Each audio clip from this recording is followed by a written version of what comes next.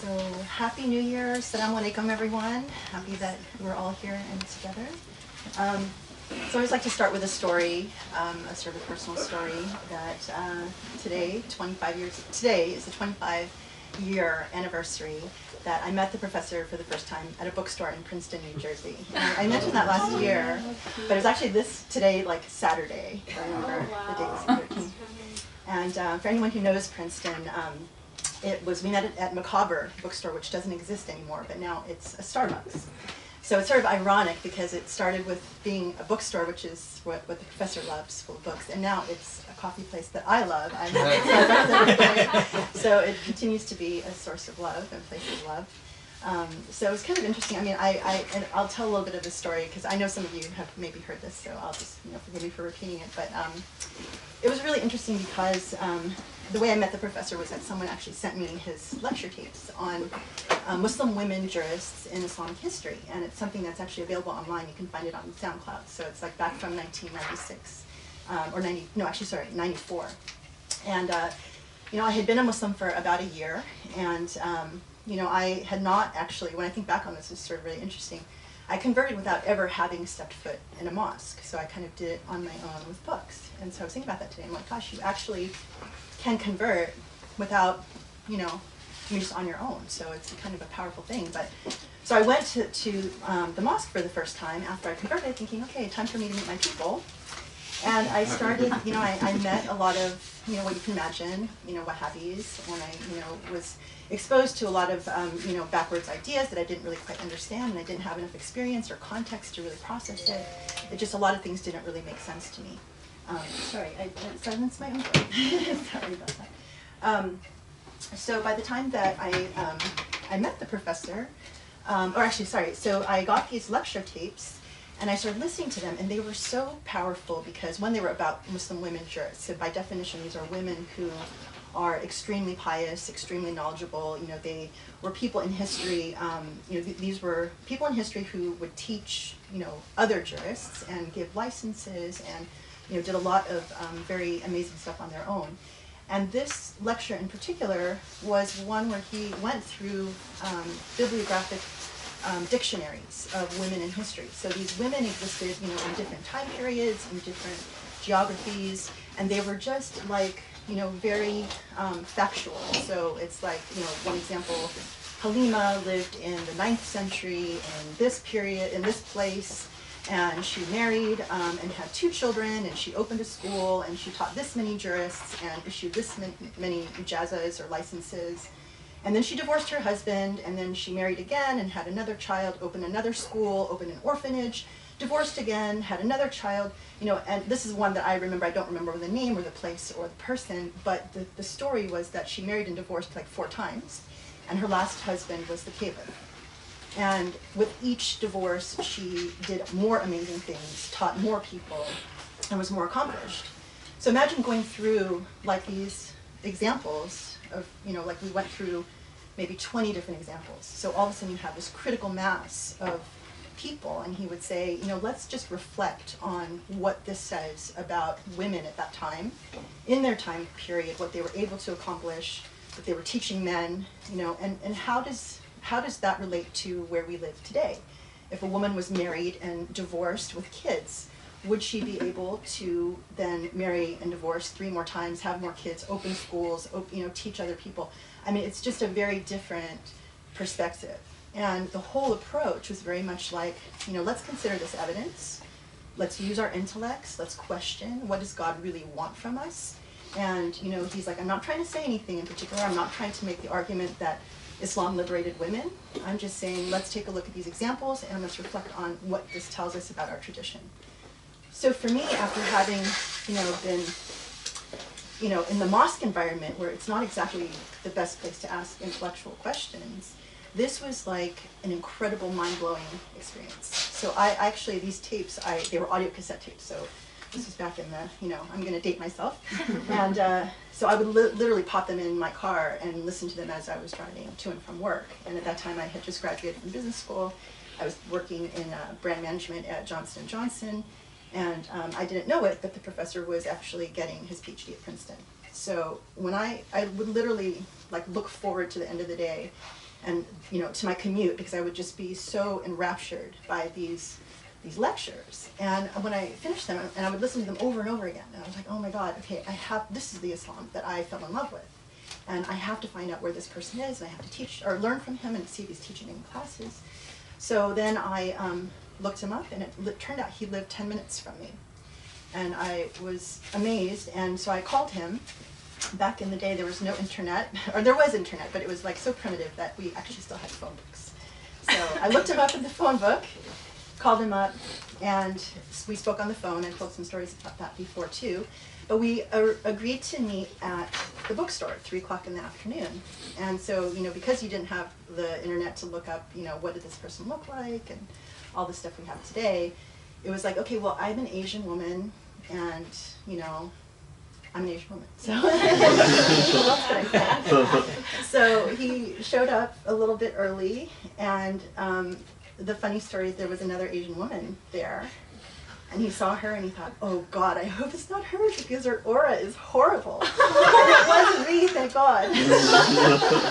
So anyway, so I came later, and I remember really distinctly, like, he was standing in the doorway of the bookstore, and like what struck me is he had a very intense look, but I remember his eyes, like to this day, I still remember, like, they were very intense, but sort of like sparkly and bright, and so it was kind of like, it's like the light, and I just felt like, oh, wow, that's really interesting.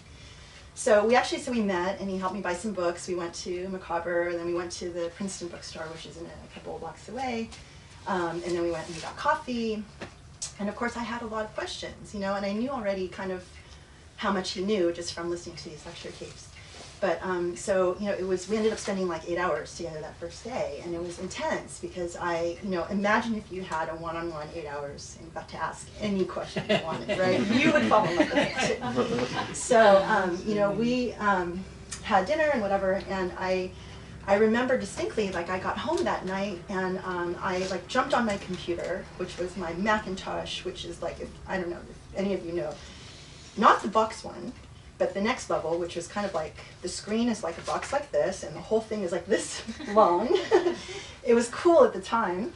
And I like got on there, and I just was like, okay, I have to capture everything we talked about, because we covered so much ground. I like could not type fast enough to just, get everything down, the questions that I asked and his answers, and it was just like, whoosh, mind-blowing, And I remember thinking, okay, I wrote like in this, online journal, or my little computer thing, this feels really important to me.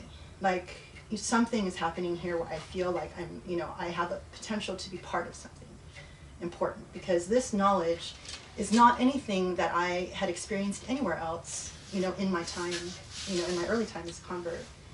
So it was, incredible. It was a mind rush.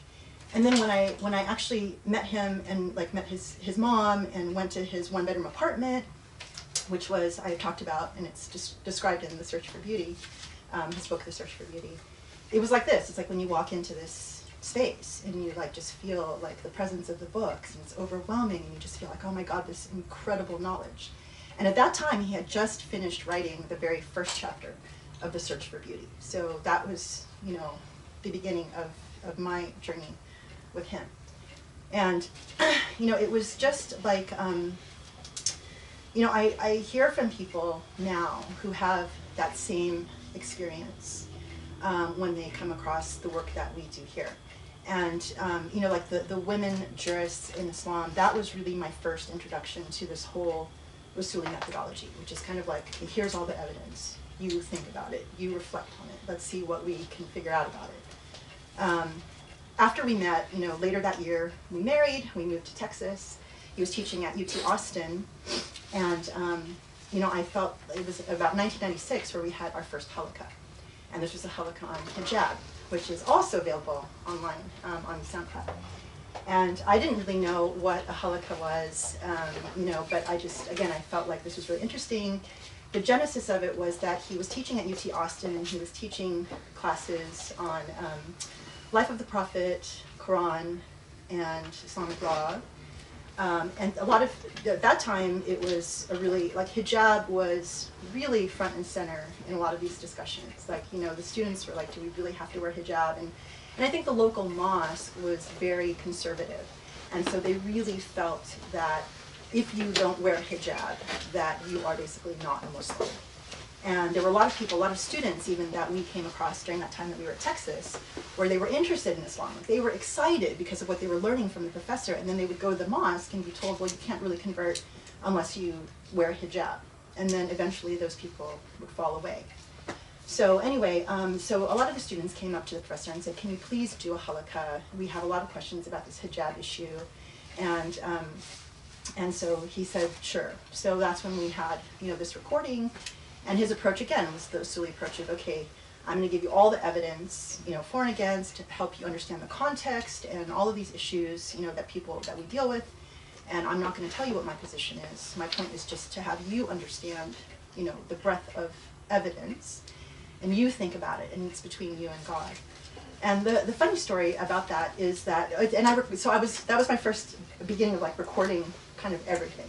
I realized that this knowledge was so valuable that I really had to preserve it, because if you, give a lecture and no one records it, it's gone. It's just evaporated into air.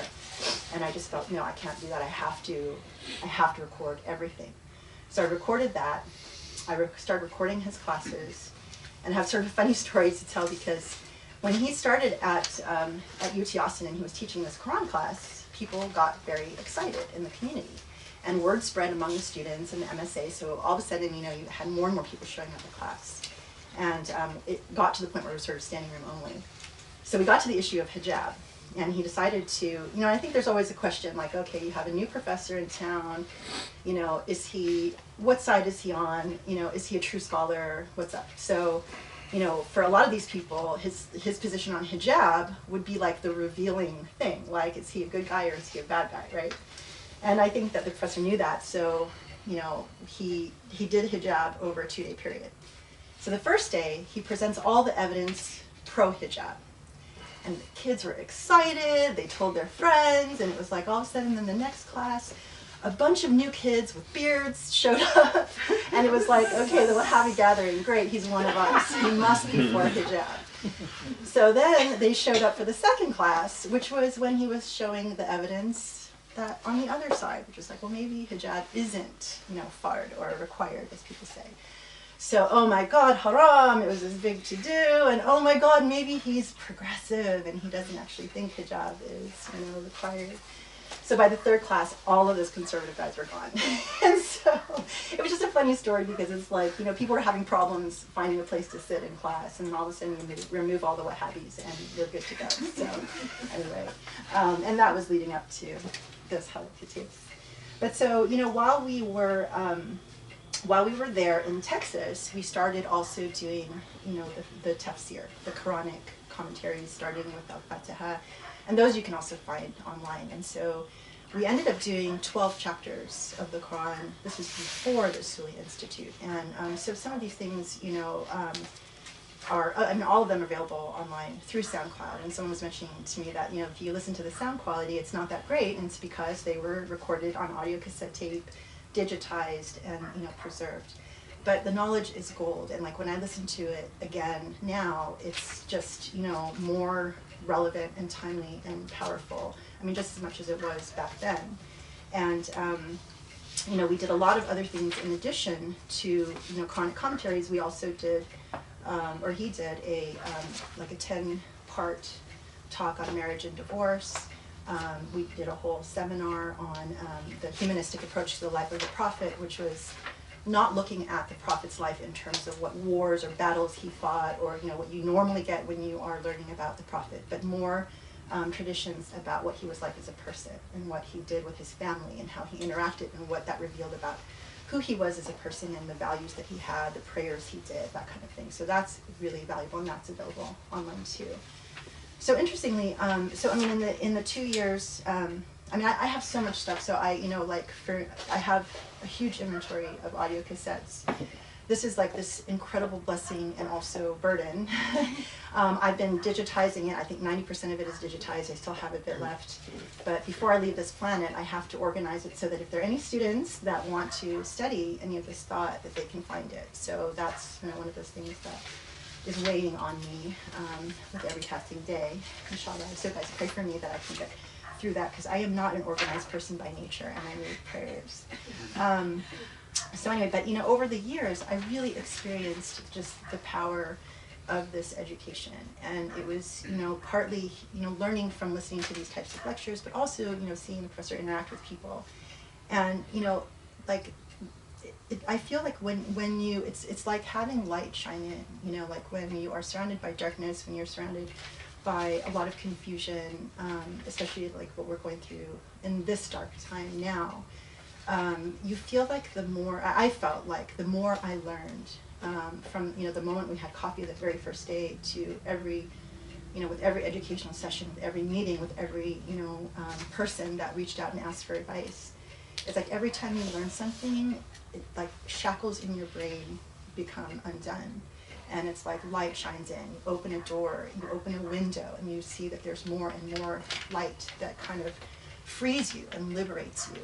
And and I think that a lot of times when you haven't gone through that experience, you don't realize how oppressed you are and the potential for liberation that you can actually achieve through listening to these things and educating yourself.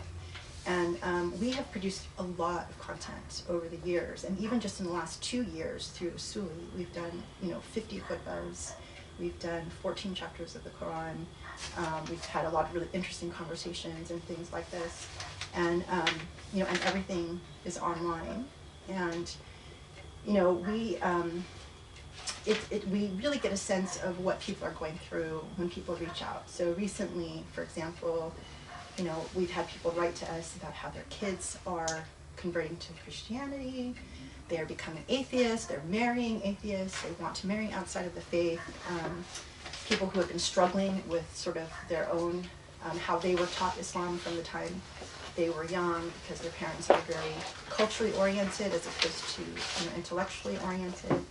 So, we try to address a lot of these issues, and it's just kind of a view into the world that we live in, and I think you all know that right now it's such a dark time for Muslims.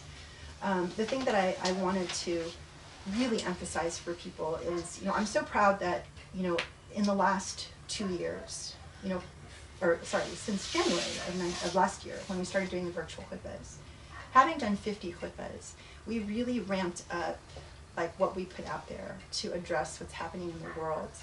And I think that, when you find yourself really down and depressed and, despondent, because it's hard not to see what's happening to Muslims around the world, it's really easy to just want to sort of withdraw and kind of give up and not really know what to do. And I think the only answer to that is to open the window, open the door, let the light in, and really invest the time.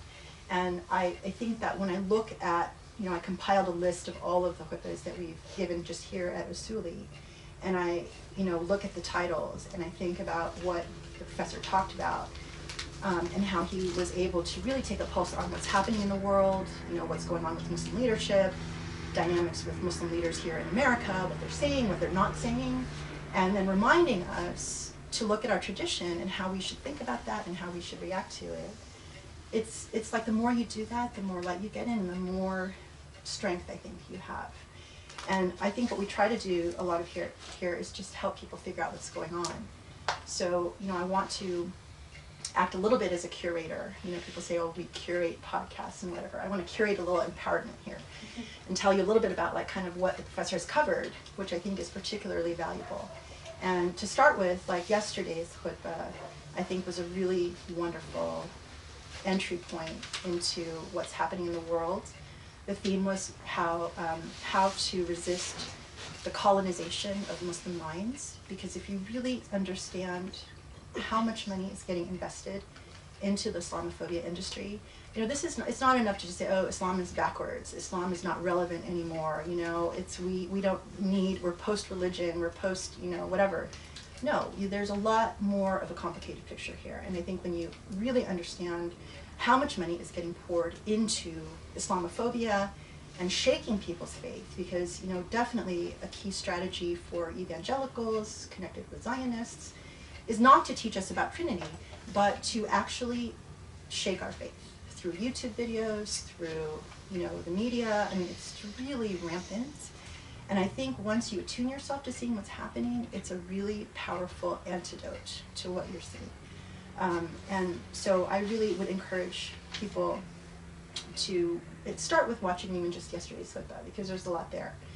And it validates too, interestingly, I don't know if people have watched the documentary called The Great Hack, which came out recently on Netflix, and it's about the whole, it's about Cambridge Analytica and how they mined all of this data, that basically data about people is more valuable than gold now, because you can take that data and then use it to personalize messages for people. So for example, in the voting season that we're in, there's a lot of evidence that back in 2016, that Facebook was the means by which Trump won the election, because they were so precise about who they were targeting, down to behavioral trends and geographic location, all of that, that they could put very targeted messages out there and either push people to vote based on whether they were sensitized to fear, they could target those messages, or they could they could encourage people not to vote as a source of voter suppression. So the idea that you don't even, as the professor said yesterday, you don't need to colonize countries anymore. You can just colonize minds. And it's a whole new area that even, people who were making this documentary, The Great Hack, was saying that, it's such a new area that people don't really understand what's involved in the power of it. So it's a really important thing to teach or educate yourself on what's out there and what tools are being used against us, or against people, not even just Muslims. But I do believe, and the professor has said that, a lot of these tools are being used to promote Islamophobia and promote sort of this fear of Muslims. And how that resonates for Muslims themselves is that they develop a sense of dread. So if it comes out that you're Muslim, or that, you can't say certain words like jihad or Sharia without feeling like you have to either apologize or avoid it or somehow address it, that is all a measure of how much Muslim minds have been colonized through these means. So in addition to understanding sort of the problem and what's going on behind the scenes, then, these khutbahs, the professor, talks about, let's look at our tradition. Let's understand, things that are empowering by nature. So we know that, pure monotheism is the idea that you don't answer to anyone but God. And when we think about what that means in terms of, okay, well, then how should we feel about governments that are oppressing people? There's a whole, I obviously cannot do justice to what the khutbahs cover, but I can tell you that these lessons that you learn are very empowering in understanding, as a Muslim, someone who cares about this faith, what should I be feeling about what I'm seeing? Even, fellow Muslims who are telling me things that I don't fundamentally agree with. The thing that's really interesting is, too, when you sort of let this light in and you learn more, you sort of start learning that your path becomes lonelier and lonelier, ironically. It's kind of like the more you learn, the more you almost, move away from the crowd. And one of the really powerful things that I heard the professor talk about, and I don't remember exactly which khutbah it was, but after having sort of systematically going through and saying, well, let's look at what the Muslim countries are doing, let's look at the attitudes here, we as Muslims are really in a position of being the first Muslims again. First Muslims meaning, when Islam was introduced back at the time of the Prophet, you're really kind of on your own. You don't have countries that will support you. You're fighting with your family members. It's kind of like you are literally on your own. And that's kind of where we find ourselves. And especially for people who are thinking, for people who are justice-oriented, who don't necessarily buy the line that you should just obey your ruler regardless of how unjust they are. And I think that we have to understand that this is a lonely path, and the path of truth is difficult. But if you, I think, strengthen yourself with this knowledge, when you have God, you can do anything. So, I think it helps to strengthen the idea that I don't need to rely on people as much as I do need to rely on my relationship with God, and it underscores the importance of really developing that relationship and strengthening it. and that this religion is a religion of intuition, right? So a lot of what we already know to be true, we feel in our heart before anyone even says anything, or we even have to read any books, or we even have to ask any scholars. I think we find a lot of people who come and ask us questions are struggling because intuitively they feel like, okay, what I'm hearing is not right, what I'm reading is not wrong, you know, this doesn't sit well with my heart, my sense of justice, but they feel like they need to trust in what somebody's telling them about the hadith or this rule or that rule. And I think it's an important message to know that you should trust your intuition, because God did give you what you need to navigate things, and not everyone was intended to be a scholar, but you know, your heart is such an important measure, and to trust it. I think we've kind of forgotten to trust that. And also, recently, we've been doing a lot of Bible study through our khutbahs, which is really interesting because, you know, clearly, especially with our youth, I think people feel like, gosh, you know, maybe the Christians have it. You know, maybe there is something about our faith that is not really right. And when you learn enough to be able to turn the gaze and say, you know what, you're accusing, you know, Muhammad of having multiple wives. Well, let's talk about how many wives David had. Let's talk about how many wives Solomon had. You know, and turning that gaze is extremely powerful. Or when people say, oh, you know, we're so excited for the coming of Jesus. Well, okay, but that involves slaughtering the, you know, forces of the Antichrist who are Muslim. You know, let's talk about that. These are tools that the professor has talked about. You know, we've gone through a lot of detail, and this is, again, very powerful knowledge for people who have found that their faith has been shaken because Christians come forward and try and tell you that there's something wrong with your faith.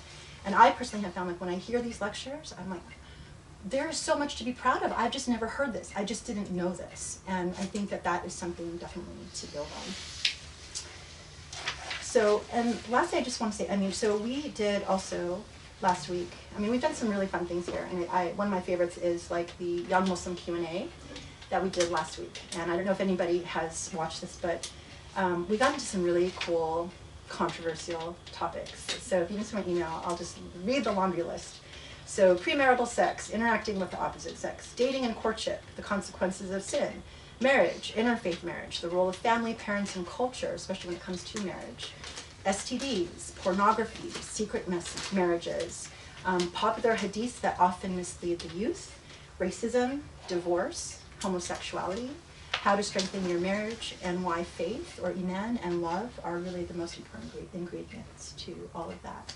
So that we covered a lot of ground, and we had some really interesting questions. And I think this is an area that is, you know, something that people hear a lot of messages that just don't sit right with their heart and are not reasonable. And so I really encourage people to watch that, even if you're not in the age group. I mean, we said this is for people 18 to 30, but it's really for anyone who's struggling with that.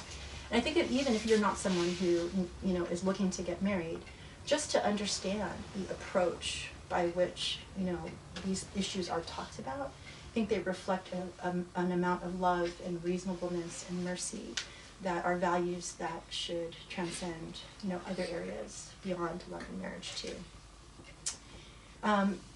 So, and then other special things that we've done is we did a prayer for rain for Australia yesterday after the khutbah. So I think a lot of people didn't know that there was such thing as an Islamic prayer for rain. I didn't know that, you know, years ago I heard that and I thought, this is incredible, because I'm watching images of, you know, Australia burning and the animals getting extinguished. What can we do from California? We can pray for rain. So we did something, you know, and again, the power of education.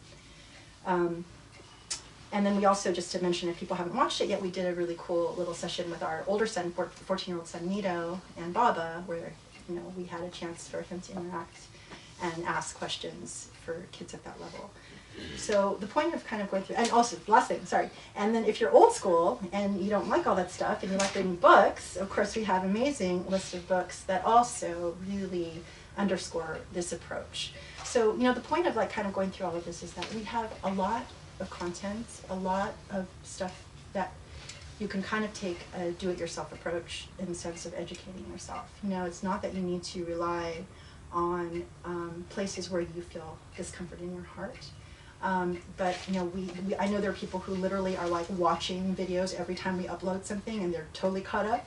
And there are people who really want to but can't keep up. So I think that's a good sign that we're still like producing a lot that's out there.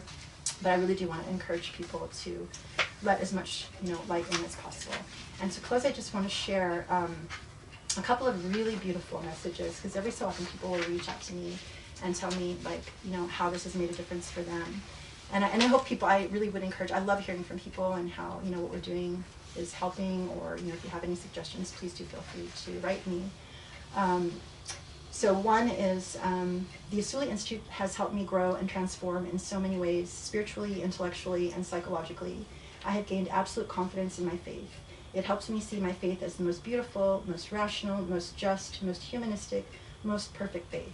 It inspired me to help others see Islam in the same way. I'm very grateful to God for having guided me through the Usuli Institute. Alhamdulillah. And I mean, that's really how I feel personally. Like when I read something like that, I'm like, yes, that's exactly my experience. And so I'm so happy that it's translating to others. And then this was really beautiful. The Usuli Institute has been transformational for my religious practice. Prior to my exposure to Usuli, I was not the most faithful nor consistent with my religious practice. I was not atheist or agnostic by any measure. I was simply put lost. The content put out by Usuli has provided me another paradigm of viewing Islam and myself that I previously was not aware of, nor had the confidence or audacity to believe in. The way I would describe that paradigm as I have experienced it is not as a madhab or theology per se, but as a language of love. What I have learned thus far from Usuli is how to view Islam through the normative lens of love, and the religion has since blossomed for me. And that's just, makes me so happy. So I just wanted to share that, because I think the idea of this approach being a language of love is extremely powerful. And so the last thing, just to close, I just want to ask, it's interesting, I see like sometimes people come here and they don't know that their friends are coming, and they go, oh my God, I didn't know you were coming here. I feel like there are a lot of people out there that know one of us and should know about Usuli, but for whatever reason they don't, maybe because of the limitations of Facebook and whatever, I don't know. But so please do spread the word and let other people know that, if this is something that you find valuable, to please share it with others, so, they can hopefully start letting more light in these very, very dark times. So thank you so much. That's it. So I think we're going to take a break. And it's Maghrib now, right? Can I say something before, then we can break for Maghrib? Okay. I just want to, because it's not, before we get to Surah Balad, Bismillah ar-Rahman ar-Rahim.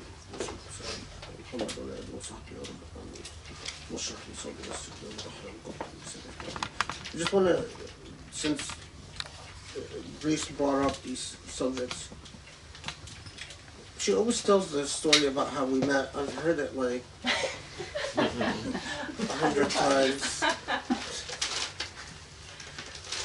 Yeah. So yeah, it's always embarrassing.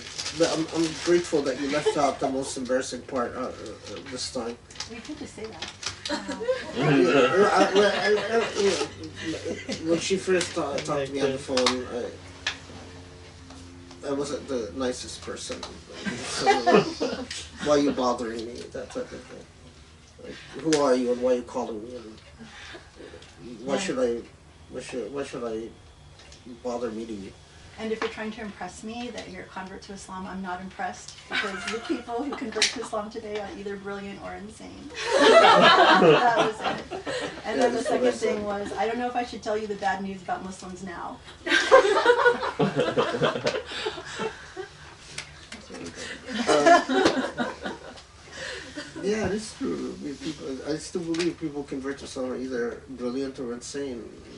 Unfortunately, the insane ones are the ones who become very visible. Brilliant ones tend to be isolated. I just want to make a couple comments. First,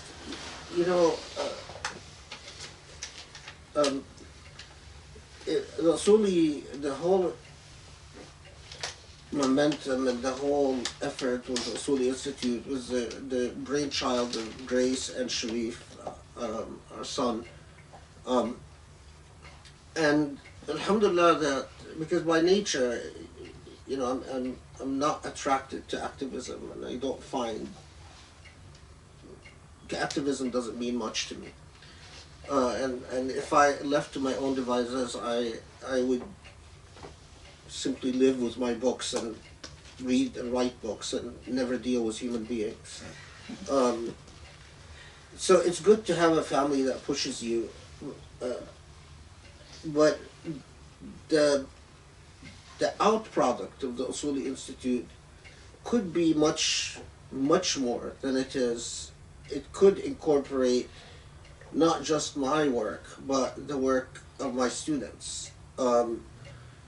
So that, for instance, you could have students who do halaqas and that lead conferences and symposiums and so on. And the only thing that prevents us from doing that is funding.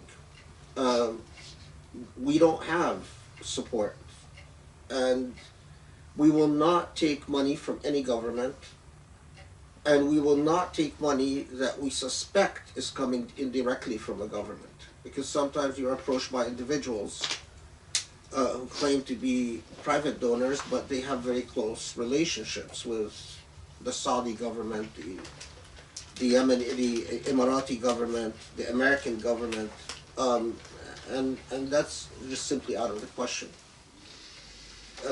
Muslims, like Awa'il al-Muslimin, like the pioneers of Islam, they have to get it into their mind that when the state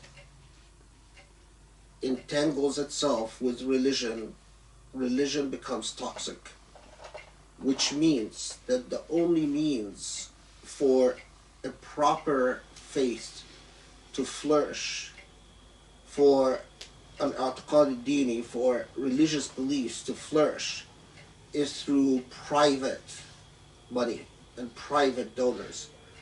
Contemporary Muslims, because they've been thoroughly colonized, one of the worst social impregnations in Muslim culture is the idea that we can rely on the state to define religion and to support religion and to steer religion. That's a lethal formula throughout history.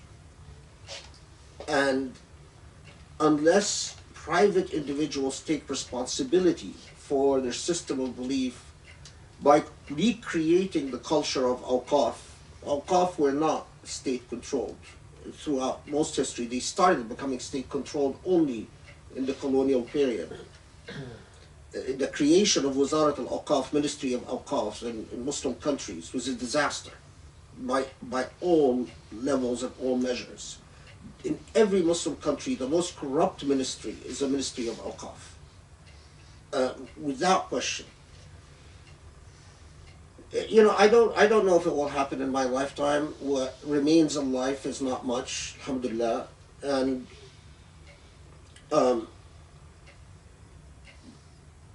so it's important to think about what you leave behind. And I want to say just a couple of quick things since Grace raised them.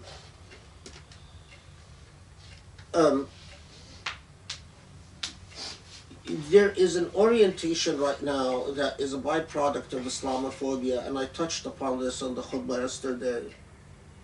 Islamophobia is not about religious prejudice. Islamophobia is about colonialism. It's a colonial project. And you have to understand that Islamophobia is not simply a project of slandering a religion or supporting right-wing politics in Israel or even supporting right-wing neoconservative politics in the United States. Islamophobia is about perpetuating the colonial project through other means. And that is why it is so well funded.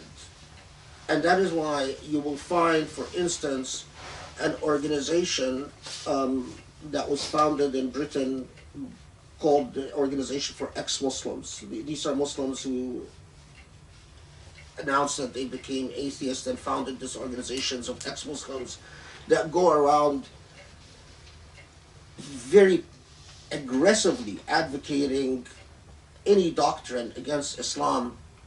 That this organization is funded by so many different venues, including the United Nations. I mean, one of the most startling things for me is that to discover that they've received funding through the UNESCO, an organization of ex-Muslims. Can you imagine an organization of ex-Christians or ex-Jews being funded by the UNESCO or partly funded? It's unthinkable. Our government violates the doctrine of separation of church and state by funding an enormous amount of Islamophobic work. And the way that they do it is that Homeland Security or the FBI or the Pentagon enters into contracts with Islamophobes to act as trainers to Homeland Security agents. I talked yesterday about, in the khutbah, about someone whose name is Walid Shaibat, who, a lot of questions about this guy, but who gets $5,000 a pop, does 4 to 5 training sessions of Homeland Security agents and FBI and local police. His income is $500,000, is $550 million. That's the reported income on his tax returns. And most of the money comes from the federal government, from our tax money. Someone like me is not contracted to do any training sessions for law enforcement. I was invited a long time ago to speak to the LAPD. But I can tell you that the anti-terrorism units, even in the LAPD, they enter into contracts where they pay Islamophobes to do training sessions for them. And that's why when a cop stops you at a traffic light, you're immediately suspect the minute they see your name. You're immediately suspect because they've been trained, they've received various lectures and symposia and so on that tell them that a Muslim is an imminent threat to the state just by being Muslim. So,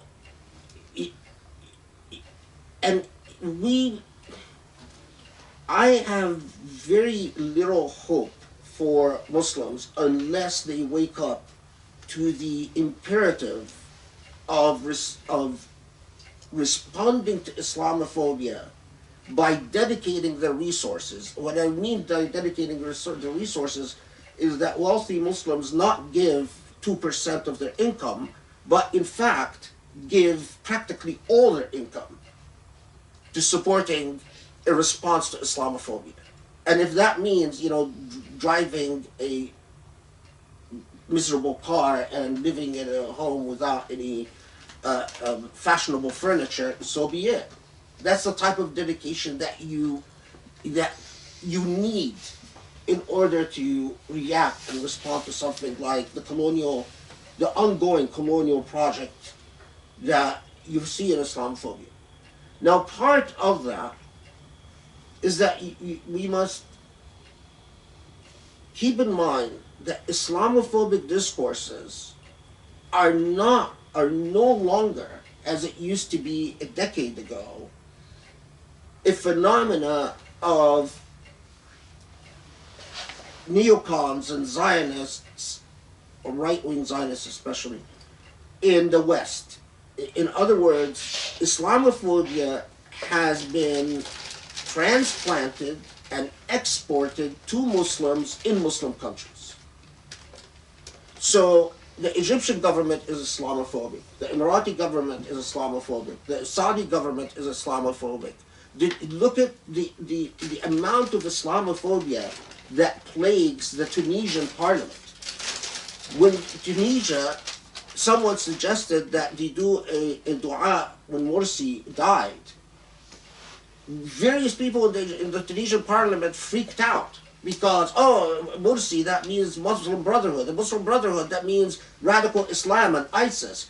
You can't say the word jihad or Sharia in any of the official media channels in Egypt or Emirat or even Saudi Arabia today without immediately becoming suspect.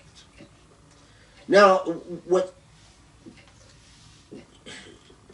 if the picture, it's hard for us to imagine, especially Muslims in the West, that a country like Saudi Arabia that supposed to be the guardian of the holy sites and so on, has become thoroughly Islamophobic within its internal structural politics. And immediately, if you raise categories like Sharia or Jihad, or you are immediately placed on the defensive and become a person of interest for security forces, and and you can fill in the blank. Someone like Salman al-Auda is in prison, and there's a demand to execute someone like him. But I'll even go. I don't want to spend a lot of time on this, but it's an important commentary because, again, what's left in life is far less than what's gone. There is an orientation right now, and I spoke about this yesterday, but I want to comment and emphasize, underscore it, for all the people who listen to these tapes, because a lot of people in the Middle East listen to these tapes, and they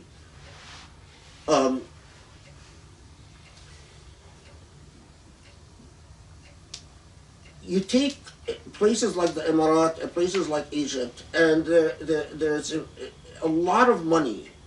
You remember, backtrack. You remember that picture was Trump and the King of Saudi Arabia and what's his name, Sisi, on their hand on the globe. Yes. That center to counter terrorism that was created in Saudi Arabia. Well, that center strategizes and funnels a great deal of money to fund, quote unquote, what are known as the Tanwiri movement in Muslim world. Tanwiri means Enlightenment movement. But it is not enlightenment. It's a movement that is pro-despotic, anti-democratic, that believes that democracy is incompatible with Islam, that despotism and militarism, that the only people that should rule Muslims are militaries. So that center, for instance, is responsible for the strategizing of the financial support and military support that a general like Haftar in Libya receives, who has committed enormous war crimes. And that strategizes that people like Salman al-Auda must remain in prison. And that strategizes that all Islamic thinkers should be absolutely banned from any of the state-funded television programs. All TV stations in a country like Egypt or a country like Emirat are state-controlled now. If you're an Islamic thinker like Abou El Fadl, you have no chance of appearing on any of these television channels. Your only chance is to film yourself on YouTube and post. Now, who are these Tanwiris that are receiving enormous funding, like Khalid Muntasir, like, what's his name, he's a Christian who is pretending to be Muslim, pretending to be an Azhari Muslim, Mustafa something, I forgot his name, it's escaping me right now. Or even someone like Shahrur, who received an enormous amount of funding and who just died, but has a considerable amount of influence in Syria, in Jordan, in Egypt, and Lebanon, and in the Emirat.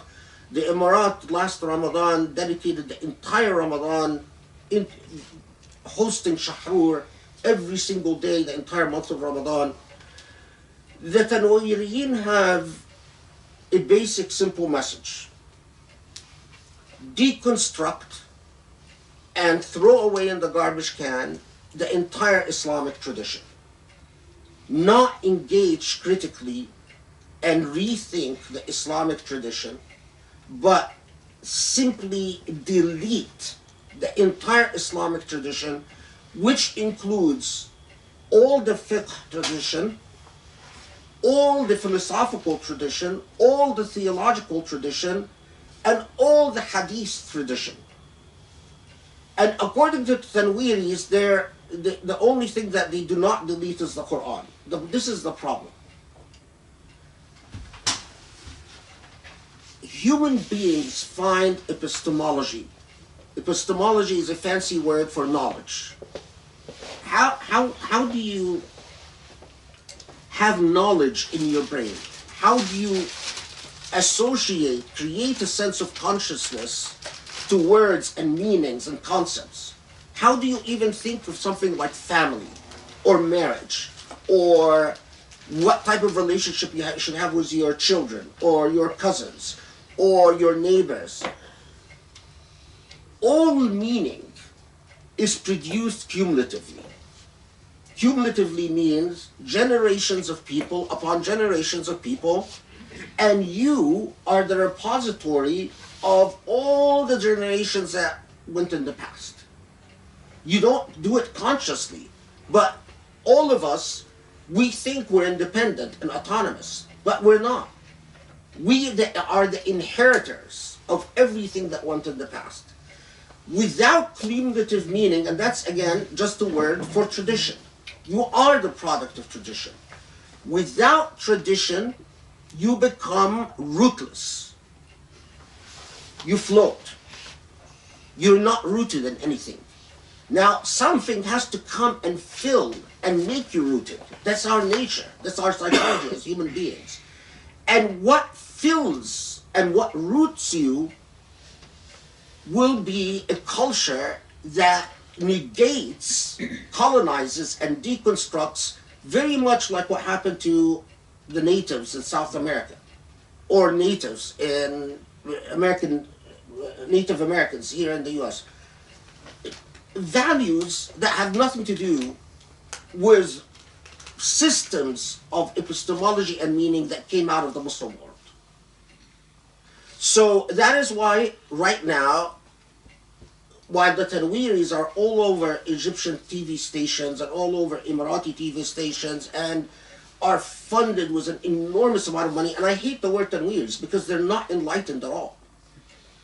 They advocate despotism and obedience to military rulers. But other than that, they advocate, you cannot criticize bin Zayed or MBS or Sisi. That is absolutely haram. But you're encouraged to criticize the Prophet Muhammad as much as you want. So currently on Egyptian TV, I can appear on Emirati TV, I can cuss out the Prophet. But if I say one word about Sisi, I will immediately be arrested. That's the Tanweeri paradigm. That's the reality of the Tanweeri paradigm. So how does it affect us? It affects us because the project of the Tanweeris is to cast doubt on everything that could give you a sense of pride as a Muslim. And I am sure, as I'm just looking at you, talking to you, without even knowing who you are, I am sure that in your mind, the minute I say the Prophet Muhammad ﷺ, if you are honest with yourself, you have all types of doubts about various things you picked up from here and there about the Prophet Muhammad.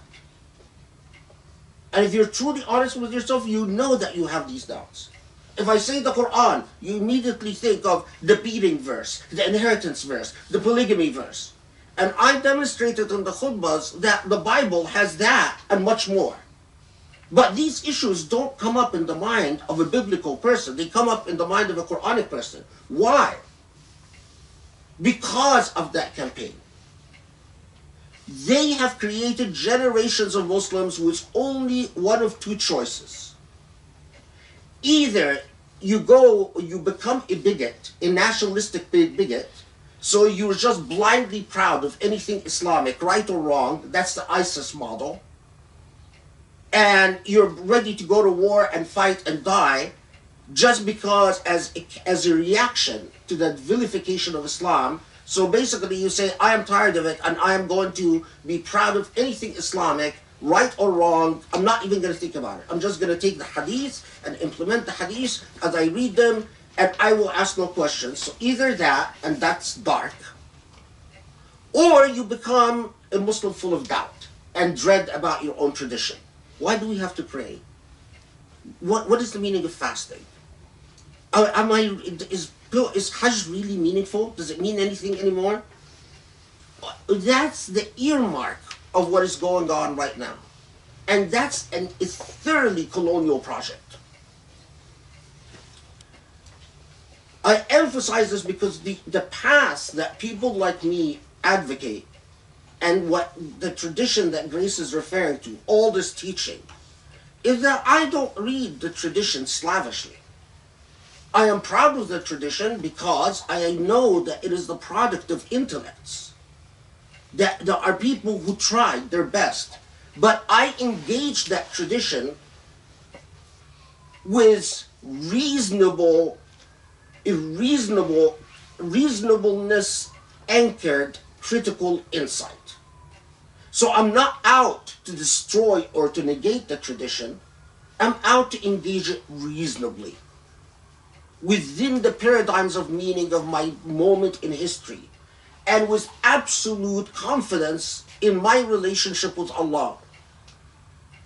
That is something that is firmly anchored, and then you say, well, okay, I'm not going to be a fanatic about Bukhari one way or the other.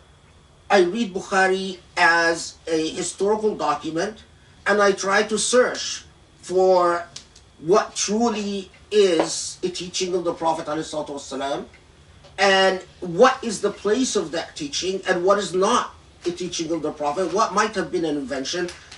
That type of reasonableness is exactly, and as I talked about yesterday, is exactly what has been undermined. And I talked about the Rand Corporation report in 2006 that said we don't want moderate Muslims from the type like Khalid Abou El Fadl. We want moderate Muslims, quote unquote moderate Muslims, the type or the kind of Hershey Ali and Irshad Manji. And that's precisely the Tanwiris, the Shahruris, the Khalid Muntasir, all the guys that fill the Muslim airwaves right now. What they say is a replica, identical to all the types of issues that Irshad Manji and Hershey Ali raised about Islam. And unfortunately, when you are back home, when you're in a Muslim country, even someone like who I'm not necessarily a fan of, but all he did was talk about how Trinity is not anchored in the Bible. Naik, do you guys know who I'm talking about? Naik, Shakir. He's been banned. Even someone like that has been banned from teaching. Why? Fled to Malaysia. Yes, in Malaysia. Yeah. Been banned. So the relative freedom we have as Muslims in the West, because Muslims outside the West are banned or jailed if they're like me, and I'm not that effective, but even if they're just like me, I would be, I mean, as I am, if I go to Saudi Arabia or the Marat or Egypt, that will be the end of me. You'll never see me again. So the fact that Muslims in the West have a very serious responsibility and burden. One last comment before then we pray. About the issue, hijab is a good example.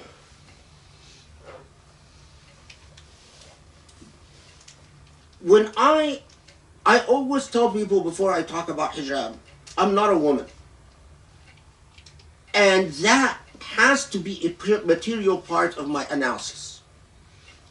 Because I have a responsibility to present the evidence, but I can't claim to ever pretend to know the feelings of a woman wearing it or not wearing it.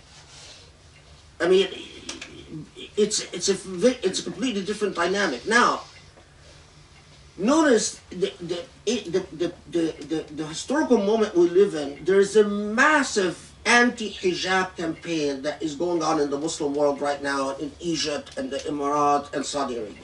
A massive anti-hijab campaign. Women in Egypt are taking off their hijabs, and the Emirates are taking off their hijabs left and right. I am thoroughly opposed to that campaign. Why? Because it is not a campaign about scholarship or intellect or even religion. It's a campaign about politics.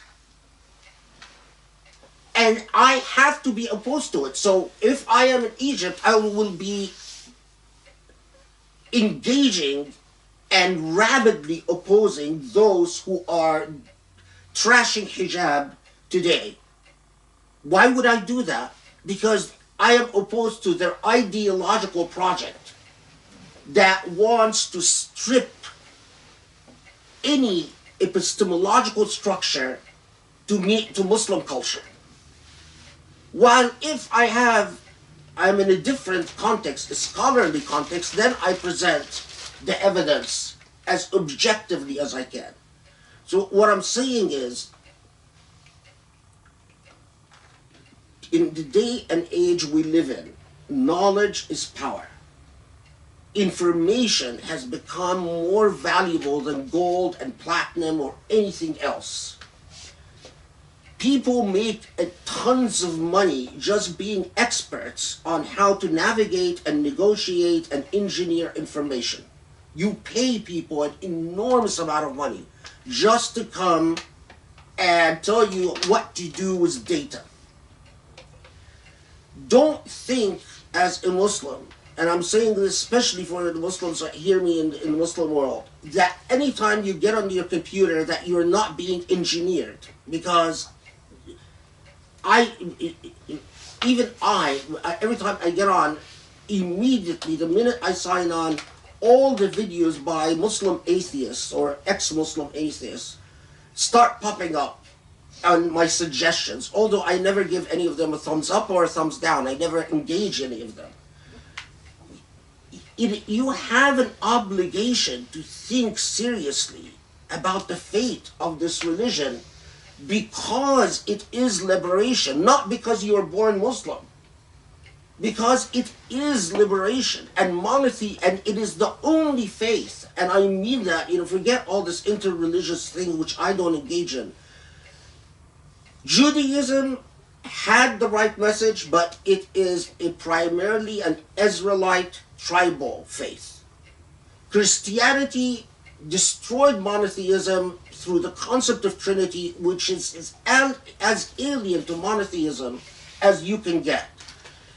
Monotheism as a paradigm, as opposed to any other paradigm, is preserved only by Islam. And that has to be very clear in our minds as Muslims. If you want monotheism, then you're only going to get it through Islam. No other religion. Now, you can engage me about whether you need monotheism or not. That's a separate argument. And I would argue to you that monotheism is so necessary for humanity, and if you want examples of that, look at what the lack of monotheism can do. Examples that we saw was the rise of communism and the rise of evolutionary biology and social evolutionism. World War I especially, and then World War II, was a direct product of the idea that social evolution is as good as biological evolution. And these are deep philosophical issues, but these are exactly the type of issues that we as Muslims cannot afford to ignore. And can you imagine if the Usuli Institute had the type of support that it... Can you imagine what type of impact it could make? Because it could talk about all these issues by inviting the best intellects, the best philosophers, the best minds that can speak to these issues and provide legitimate forums for them. alhamdulillah for everything. But I want to say that thing about hijab because don't be surprised if I'm engaging an Egyptian intellectual, some Emirati idiot or Egyptian idiot, just to be fair, and vigorously defending the hijab because it's a completely different context, and I'm opposed to the political project which is vulgar and primitive in every sense of the word. It has very little to do with thought and idea and substance, but have everything to do with keeping MBZ in power and keeping Sisi in power and keeping Assad in power and creating financial outlets in the Emirat and keeping Trump in power and that's the reality that it faces. Okay, after this we start Surah Al-Balad. I promise.